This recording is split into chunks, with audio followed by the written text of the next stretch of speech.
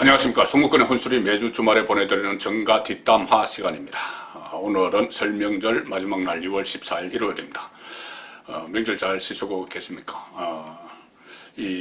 저는 이 정가 뒷담화 이 코너를 매주 주말에 보내드리면서 주로 이 여의도 정치권, 국회 안에서 일어나는 여러 가지 상황들, 또 이야기들, 정치 고수들, 정치부 기자도 있고, 국회의원들, 보좌진들 사이에, 또 정치평론가들 사이에 오가는 그런 이야기들을 모아서 중점적으로 하나의 핵 이슈를 가지고 분석을 해드리는 그런 시간을 갖는데, 가급적 괴담, 여의도 정가에는 여러 가지 괴담들이 놔둡니다. 좀 허무맹랑한, 얼토당토않는 그런 괴담들이 놔두는데, 그것은 가급적 제가 소개를 해드리지 않았습니다.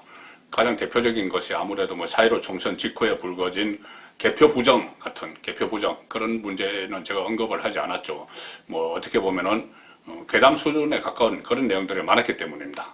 그리고 또 하나 최근에 여의도 정가에서 나두는 가장 핵심적인 괴담은 뭐냐 하면 코로나와 관련된 겁니다. 코로나 방역을 하는데 코로나 확진자 숫자를 정치적 목적에 맞게 조정을 한다든지, 물론 코로나 포퓰리즘 이것은 제가 계속 지적을 했습니다. 선거 때 긴급 재난지원금을 막 풀고 하는 문제는 그것은 분명히 눈에 보이는 것인데, 여러 가지 괴담들, 확진자 수를 조작을 한다, 또는 이 정치 방역을 한다, 어떤 정치적 통치에 활용하기 위해서 숫자도 조작을 하고 여러 가지 그 코로나 계엄령 이런 이야기까지 막 하죠. 이 국민 건강을 담보로 해서 정치적 목적을 달성하기 위한 그런 이 조작을 한다, 숫자 조작한다, 그런 이야기들이 있었는데, 저는 그것을 믿지 않았습니다. 그것을 괴담이라고 생각을 해서, 그런 부분에 대해서는 괴담이라고 생각해서 정가 뒷담화 시간에 소개를 안 해드렸는데, 자, 이 설명절을 지나고 보니 이 괴담이 아닐 수도 있다는 생각을 했습니다. 정치 방역, 이른바 정치 방역이라는 게 괴담이 아닐 수도 있다, 이 생각을 했습니다. 홍준표 의원이 설 전에 그런 말을 한 적이 있죠. 설 연휴 직전에 무소속 홍준표 의원이 아무래도 설 밥상 민심을 막으려고 가족이라도 5명 이상 모이지 못하게 한 것 같아, 이렇게 이야기를 했습니다. 명절이 되면은 친지들이 모여서 밥상머리 민심, 차례상 민심 이런 것이 형성이 되죠. 주로 현 정부에 대해서 막 비판적인 이야기들이 많이 나오고, 그것이 나중에 민심이 됩니다. 여론이 되는 것이고, 문재인 대통령 국정운영 지지율에도 영향을 미치게 되고, 또 당장 4월 달에 서울시장, 부산시장 보궐선거가 있고, 또 그로부터 11개월 후에 대통령 선거도 있으니, 지금 문재인 정권 후반기에 상당히 실정, 폭정 이런 것들이 드러나고 있기 때문에 김명수 대법원장 문제도 있고 여러 가지 많습니다. 그런 것들이 민심으로 되는 것을, 여론으로 되는 것을 막기 위해서 5인 이상 가족 금지를 설 연휴 기간에까지 적용을 하는 게 아니냐. 5인 이상 모임 금지를. 그것이 홍준표 의원의 말이었죠.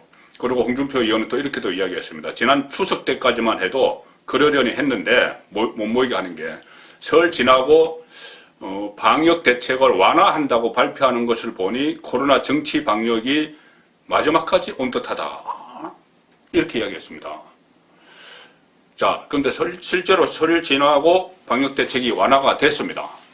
그 전에 저희들은 사실상 많은 눈치 보기를 해야 했습니다.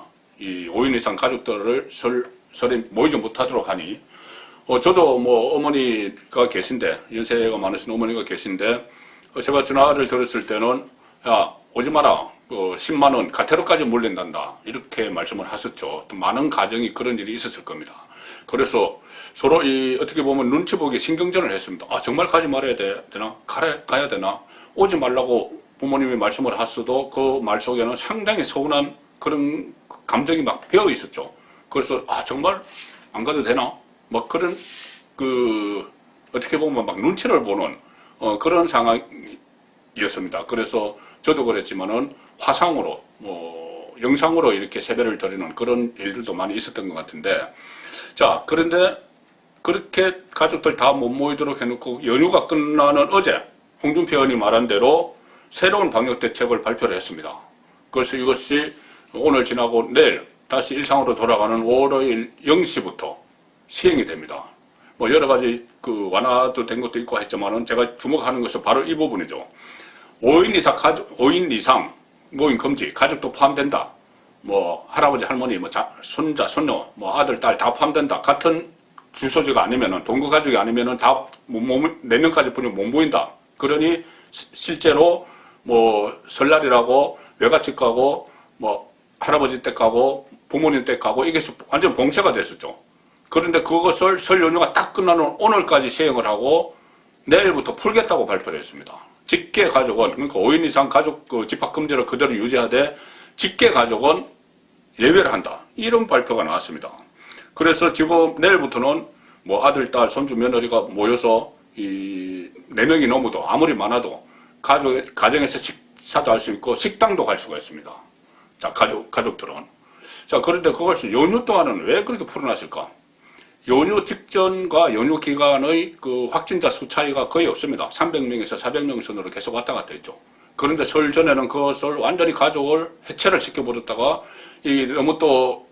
너무 하는 것 아니냐 이런 불만의 목소리가 나오고 하니 또 경기도 살려야 되고 그렇게 하니 슬그머니 자 내일부터는 해도 돼. 연휴 끝나서 해도 돼. 마치 선심 쓰듯이 그렇게 지금 발표를 했습니다.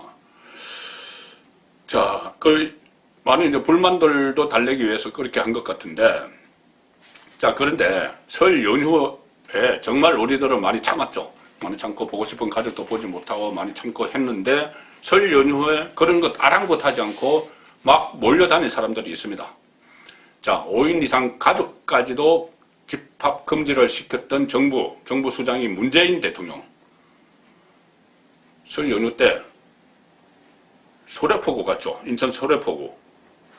코로나 방역을 한다면서 설 명절에 가족들 모임을 봉쇄시킨 문재인 대통령이 소래포구를 부인 김정숙 씨와 같이 갔는데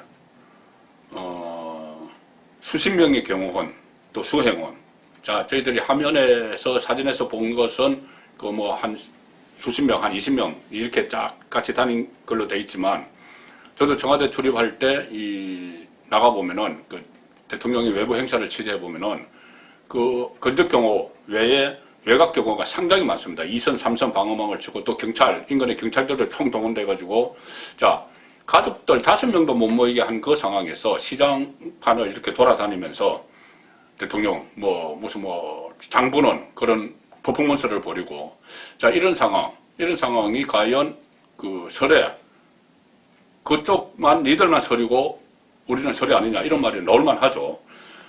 그 상황에서 그러니까 이렇게 되니 조은희 그 서초구청장 이번 서울시장 선거에 출마했죠. 그렇게 논평을 했습니다. 코로나 바이러스가 대통령 일행은 피해가느냐 아니면은 대통령이 뭔가 시민은 모르는 국민들은 모르는 방역 비책이라도 있는가 이렇게 물었습니다.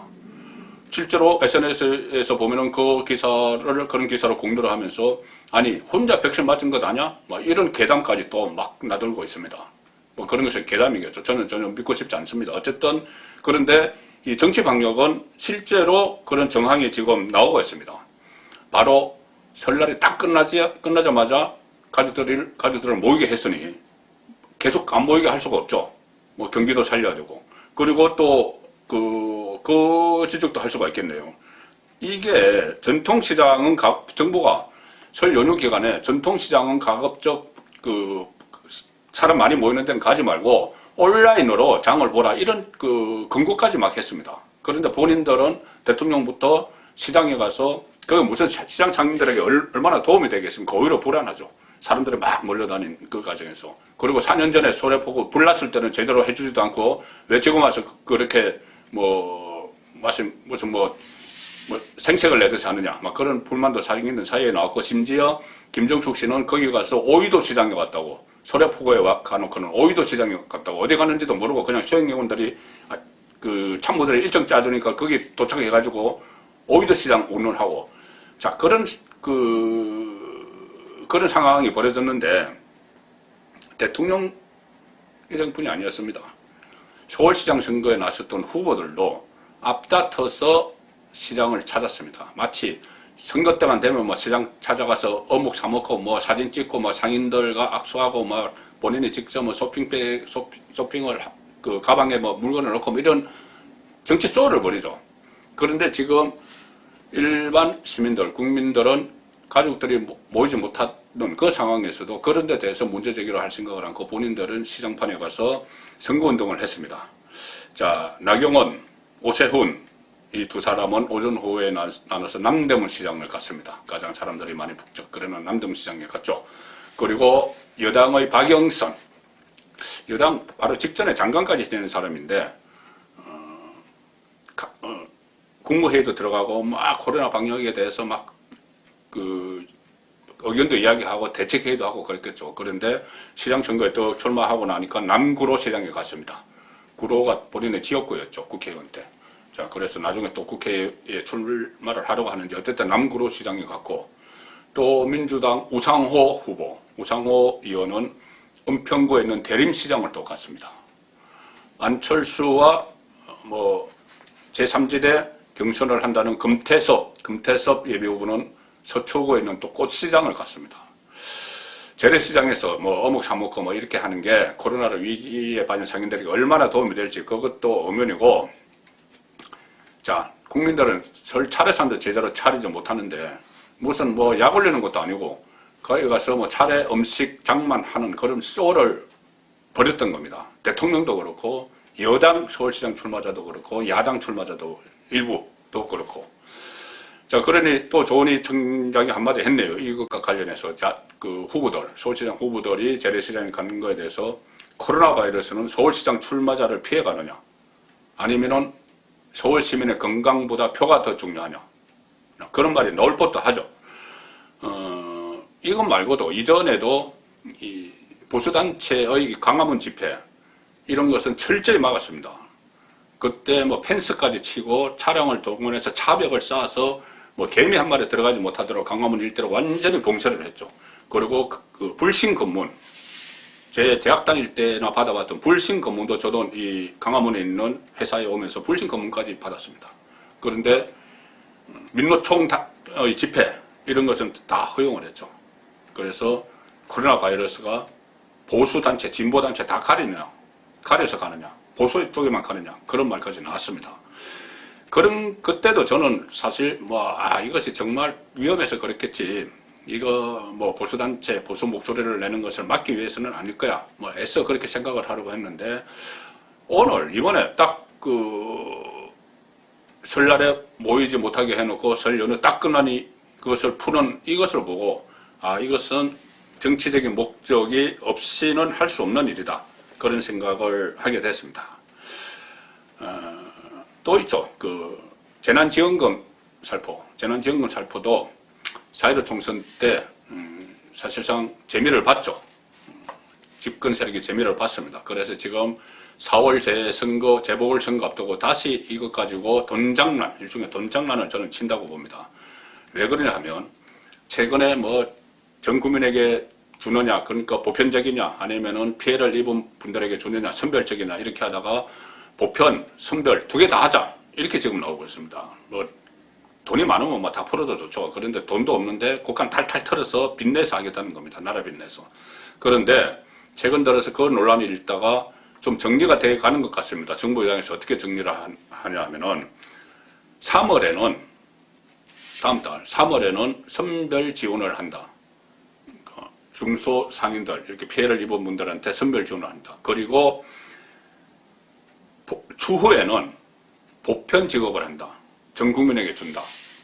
이것을 딱 이렇게 정리를 하는 걸 보니 제가 4.15 총선 때가 생각이 납니다. 4.15 총선 직전에 민주당 단체장들이 있는 지자체, 경기도, 서울 이런 민주당 지자체 단체장들이 있는 곳에서 총선 전에 돈을 풀었죠. 지자체별로 돈을 풀었습니다. 그러면서 정부에서는 총선 끝나면 전부 준다고 약속을 했습니다. 4인 가족 기준 100만 원이었던가요? 전부 준다고 약속을 했습니다. 그리고 총선, 그건 투표 잘하라는 이야기죠. 그런 메시지죠. 그런데 이번에도 3월 달에는 일단 선별 지원을 하고 4월 7일 서울시장, 부산시장 선거 끝나면은 전 국민에게 돈 풀겠다. 투표 잘하라. 그 이야기로 밖에 들리지 않습니다. 그렇게까지 저는 괴담을 신경 쓰는 편이 아니었지만은, 오늘 제가 말씀드린 대로 거듭 말씀드리지만, 새로운 방역 대책을 발표를 하고 딱 연휴가 끝나고 나서부터 이 가족들 모여도 된다. 이 발표를 듣고 정치 방역, 코로나 계엄 이런 주장들도 그냥 귀 흘려 들으면 안 되겠다. 그런 생각을 하게 됐습니다. 성북근행 홀수리였습니다.